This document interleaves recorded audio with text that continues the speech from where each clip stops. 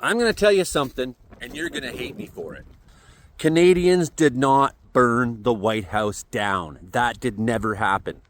What we did do in Canada was resist several American invasion attempts. First in 1812 on October 13th, when the Americans started to cross the river at Niagara and invade, and were repelled. Yes, we repelled them the next year at York. We repelled them at Chrysler's Farm. We repelled them in Stony Plain. We repelled them, yes. The British were tied up in Napoleon. And when the Americans declared war and decided to invade Canada, the British weren't going to do anything about it because they couldn't, because they were too involved with Napoleon. So they had a force of a few regular units here. They had some militia, volunteer groups. They had some First Nations cooperation. And Canada was successfully able to resist American occupation.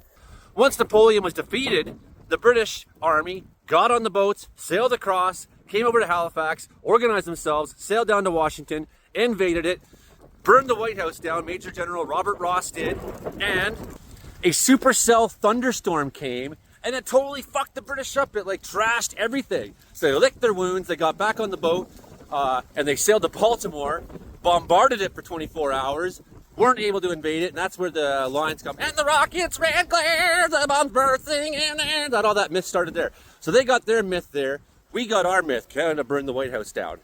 But for the British Army, that was just business as usual. No one in Britain remembers, remember the time we burned the White House down? They don't care. The British Army be burning shit down all the time back then.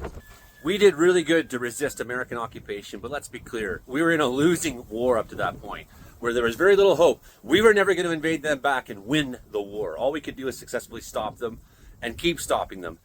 Eventually, we were not in a situation where we were going to win until the British showed up and started putting extra pressure on. And that's why the Treaty of Ghent was eventually signed in Belgium.